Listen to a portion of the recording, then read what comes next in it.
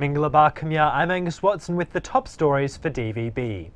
Ending state-sanctioned discrimination of the Rohingya Muslim minority in Western Burma was again at the top of the list, as the United Nations Special Rapporteur on the situation of human rights in Burma gave her testimony to the Human Rights Council in Geneva.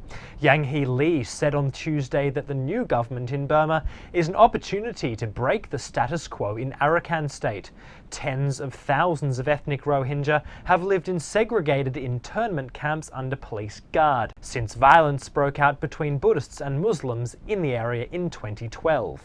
I am fully aware of the complexity of the issues at stake and the severe underdevelopment affecting both communities in the state. But development efforts alone will not be enough. Concrete actions must be taken rapidly to address the structural dimensions that lead to the serious human rights concerns on the ground. Meanwhile, representatives of Australia at the 31st session of the UN Human Rights Council have joined the ASEAN bloc in calling for a softening of Yang Hee Lee's mandate in Burma from an item 4 to an item 10. The downgrading would remove the Special Rapporteur's right to investigate on the ground in Burma.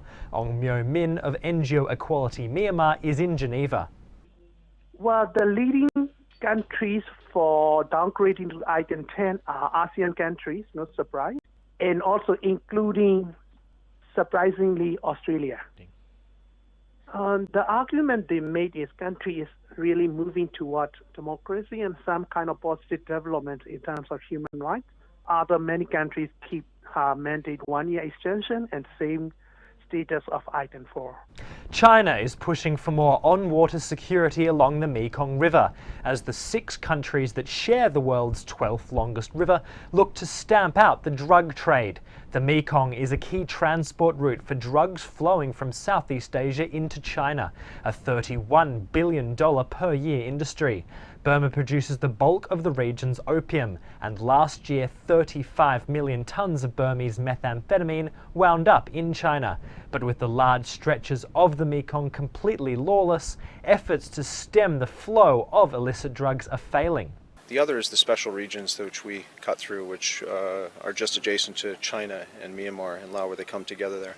Special Region 4, that port that we went by was incredibly active. And it's an ungoverned, autonomous region off the political grid, if you will.